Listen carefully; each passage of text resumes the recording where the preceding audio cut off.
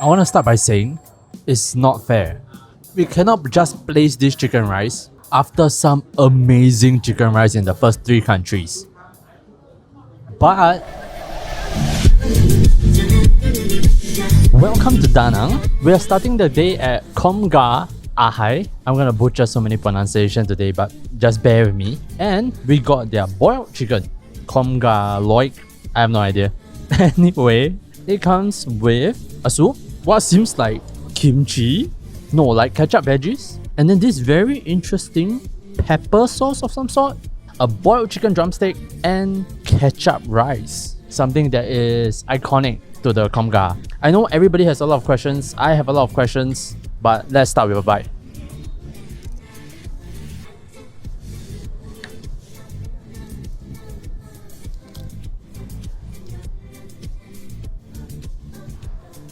To be very honest with you guys, I know that this is a very risky episode. I didn't know how Cơm Gà tastes. This is my first plate of Vietnamese chicken rice, and it's so same but different. We talk about the same parts first. The rice is so familiar, despite the color. If you close your eyes and eat, right, this is just chicken rice. I'm actually quite surprised how little the ketchup come up, if any ketchup at all. This, in my opinion, is closer to chicken rice than Nam Hyung's butter rice. They go for a sticky texture. You can see the broken grains. In fact, this might be iconic of Vietnamese rice as a whole. So sticky ham, this is your type of rice. I particularly like this. I believe this is salt, pepper, oil, and lime. Either lime or cardamom seed. It's like salt and pepper concentrate. I like this quite a bit. This is veggie with chili sauce of some sort. And then the soup is nice and sweet. But perhaps the biggest miss in the series so far. This is not a good chicken. Or at least, this is not the chicken that we are used to. The stench is rather harsh. It's a pity because I think it's actually cooked pretty well. You can see the juiciness, but the chicken itself is tough. I'm not sure if you can tell from me prying the meat apart, but this feels like an older bird and perhaps a bird that has worked quite a bit. The flavor wise is very mild, which allows the chicken stench to run all over the place. I was thinking, why would they serve boiled chicken with something as harsh as laksa leaves, a whole half a calamansi, sliced onions? But all this is just to suppress that flavor of chicken. We have talked about how chickeny you want the chicken to taste. This is very chickeny, but not in a good way. Probably one of the most gamey chickens I've had. I was actually very excited to see how the assortment of flavor plays with this boiled chicken. We got so much here, but I need the chicken gaminess to be a bit quieter. Hopefully that's the case for our next place. I'll see you guys there. We are now at Restaurant Ham Ngoc. You can't make this up. I was gonna take a Grab to our next place, Cơm Gà Lan, and then the Grab driver, Tin, told me that is his French restaurant and they are closed today. So he brought me to his recommendation, Restaurant Ham Ngoc. And then I told him I'm here to eat boiled chicken rice. And he just shot me this look of disapproval. He said here, the roasted version is way more popular. So since this episode is already going to be such a curveball, we're going to run with it. Anybody want to object? Object now? Then I don't eat. Anyway, we have some really good looking rice again. And salty, I can smell the chicken. So let's give this a go.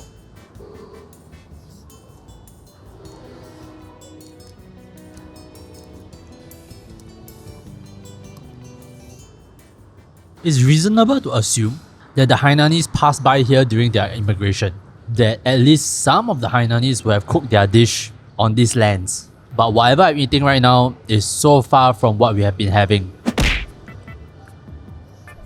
The rice is nice. If you close your eyes and eat, this tastes like fried rice. Just now I said something like sticky is to be expected. Not at all. This is all the way on the other spectrum, super Lili Fenming. You can see the rice just fall. No two rice grain wants to stick to each other. It's like the modern dating pool. But still very tasty. Maybe a bit too tasty. There's this, like, I want to say a hit of MSG because it's very obvious in rice. Rice is not supposed to be so umami. But the problem still remains. The bird. This time, the gaminess is not as strong. It might be because I ordered the white meat or that is roasted. I don't think it's deep fried because Sauti in Singapore and Malaysia is deep fried. if y'all didn't already know. This one, the cook is not as even, but the main thing is, the breast meat is very tough. It might be because of the breed, it might be because of the cook, but this feels like a bird that never missed chest day. That has 3 chest days a week. You can see how defined its chest muscle fiber is. I chew on it for days. The flavor, the seasoning is okay, but I think again, a bird issue. You also have a chili, which has a strong hit of 豆豉, daoxi, and a yellow chicken soup, which is really as good as a cup of chicken fat.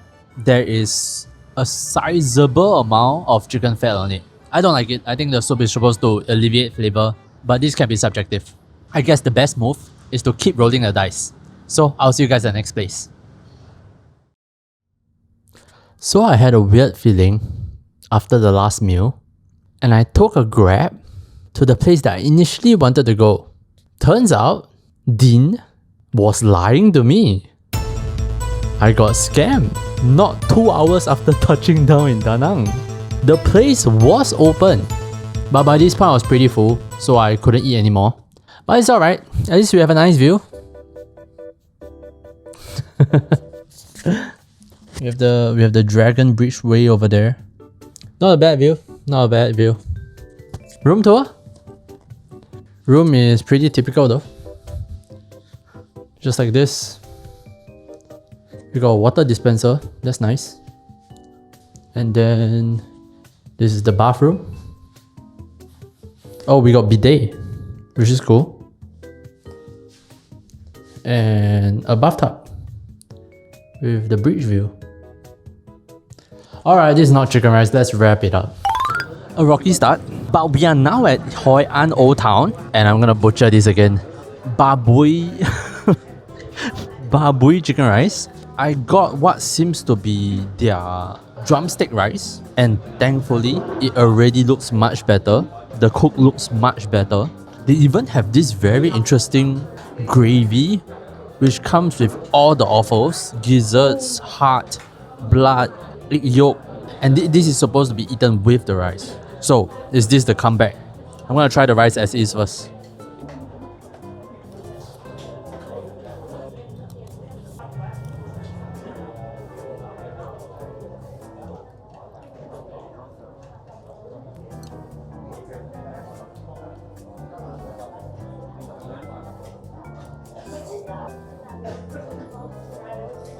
I want to start by saying, it's not fair.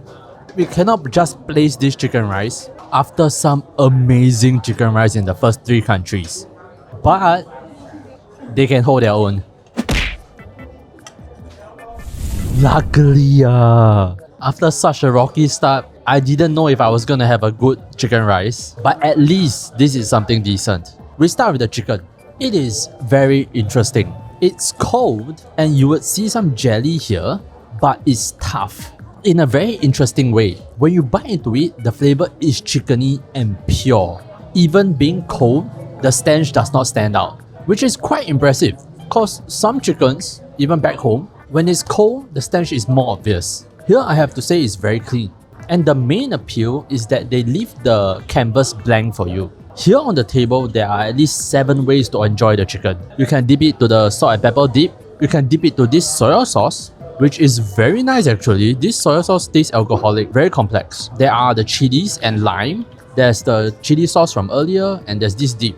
Not to mention the sliced onions and bean leaves and laksa leaves on the bottom. So this open-endedness of the chicken flavor makes a lot of sense. I'm particularly impressed with how clean it is, especially coming from the previous place. And then we move on to the rice. Also very subtle. You can taste the slight chicken flavor, slight seasoning, but it's still very bland for the most part. It is obvious that they are leaving the space open, especially with this sauce. It's actually quite hard to describe this. This is a sweet, salty umami, very oily sauce, whose umami tastes like it came from a bean. I feel like its soya sauce goes very well with the rice. And then of course inside, you have the whole gang actually. The more I scooped, the more I found out. There's gizzards, liver, kidney, heart, egg yolk, and I think this is intestine. They give you the whole thing. So those of you who like it, this is gold for you. However, while chewing slightly tougher meat with a pure chicken flavor can be quite fun, tough meat is still tough meat. It's a little bit of a drag to bite into a drumstick, quite possibly the most tender part of a chicken, and still have to struggle with it. The whole experience is really a very different chicken. It feels almost at times that I'm like biting a chicken jerky. I wonder if it has been overcooked or over-rested such that it has dehydrated. I'm not familiar with the particular bird they are using, but I imagine this can be cooked better. Still good though. And the good news is, they have a rival just across the street. So let's see what's there. Should I try to pronounce it? We are now at the next Cơm Gà place. And I couldn't get my order across. Or rather, they didn't have it. It seems like they only had shredded chicken rice and half a chicken. So I really didn't want the shredded chicken rice. However, what kind of butchering is this? This chicken looks like I cut it. We have mentioned a lot of things that we have taken for granted in chicken rice. Butchering is one of them. It is actually quite difficult to butcher the chicken nicely and for the skin to stay nicely intact. But anyway, the rice comes with, is this an egg? And also some blood. Let's give this a go.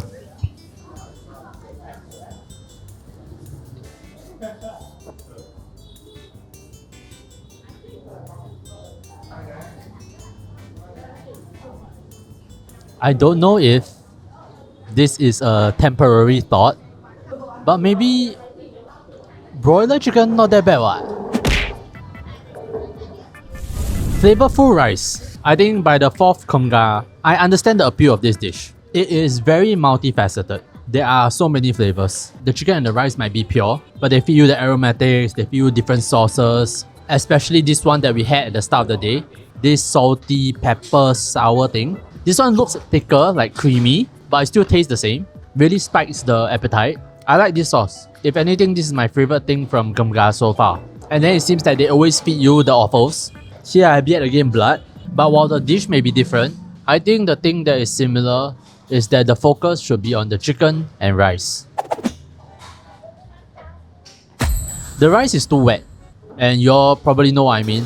When rice is wet, everything seems to be like down a notch. The fragrance, the texture, it just doesn't pop as much. Whether or not you prefer separated grains or the sticky texture. Here the moisture is not controlled very well. And then to the most controversial part of the day, the chicken. This one again smells a little. I stuffed myself with the onions, the mint leaves to overwhelm my appetite. And yes, it does help with the stench.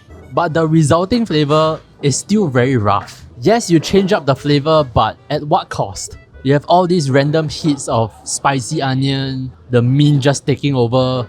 It's like roller coaster of flavors is a good thing, but this is a roller coaster with bumps. And the thing is, I think this chicken is actually cooked pretty well. So this is very curious. If I show you the side profile, you can see that the breast is still juicy. And yet when I turn it over and when I eat it, the chicken breast seems overcooked. Thai. So it has to come down to the breed of chicken, which this breed has been consistent throughout the day. It's funny because thus far in this series, I think we have been treating broiler chicken as the standard flaw. But if this same dish you cook using broiler chicken, I think it will taste better. But yeah, quite some things to think about. Let's wrap it up here and I'll see you guys at Vietnamese Coffee O'Clock. We are now at Me, a rooftop cafe, and I got their specialty coconut coffee, which comes with, what is this, flakes of something? Fried coconut. Pretty good. Anyway, recap. We started the day at A Hải, which from the get-go we know that we are dealing with a different chicken today. But I'm not sure if it's the quality or the cook. The stench was pretty strong. And the common theme is the chicken. Now there's a lot to learn about a chicken. At how many days is it slaughtered, whether it's a male or female, whether it has been castrated or not, whether it has given birth once yet. There's an amazing amount of factors that go into how a chicken tastes. Factors that I won't be able to tell you about just by eating. What I will say though, that is pretty gamey. And to be honest with you, I'm kind of stuck. Cause like, where is the line between the chicken and the cook? I want to respect that they are using a different chicken. But at the same time, I cannot give too much respect that like, you don't talk about the cook. Cause at the second place, Ham Nok. The chicken is very obviously over deep fried. We have eaten over deep fried chicken breasts 10,000 times by now. That is exactly it. Yes, it may matter that the species has tougher breasts, but I'm still tempted to think that it can be cooked better. But that is not where the essence of Vietnamese chicken rice lies.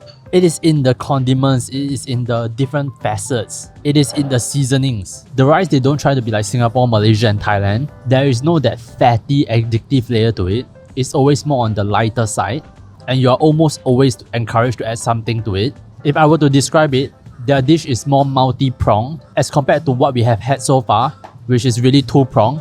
This one is more like 20% seasoning, 20% offals, 40% chicken. So I'm gonna say that we have tried, but I'm gonna call it, this dish is too far to be compared. While it is still chicken and rice, and I don't know much about Cơm Gà, I think I can already tell that each dish intended flavor profile is too far apart.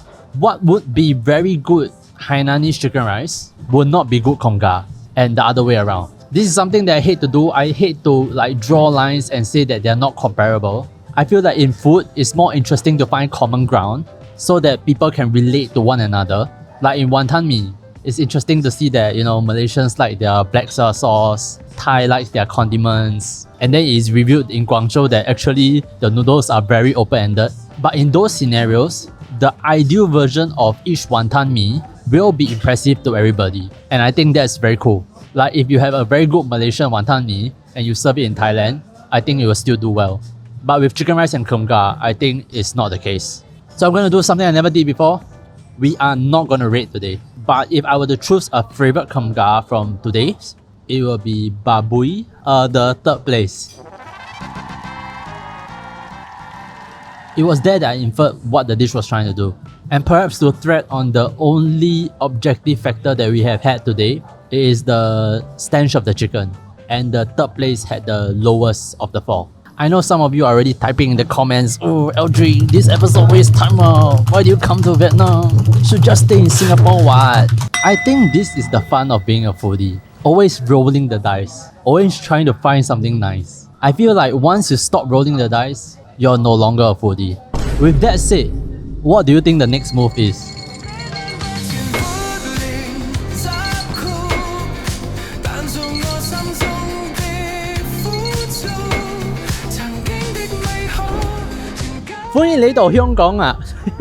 Welcome to Hong Kong, where the Hainanese chicken rice actually did not take off during the initial immigration era. When the dish first showed up here, the Cantonese looked at it and was like, mama day. It was only after it evolved in the countries that we visited earlier that it reappeared with new clothes, this time winning the love of the city. You can even find Tian Tian, Loy Ki and Chatterbox here now. I don't know, maybe we might stumble into them. But for now, that's all I have for you guys this time. I'll see you in the next video. Bye!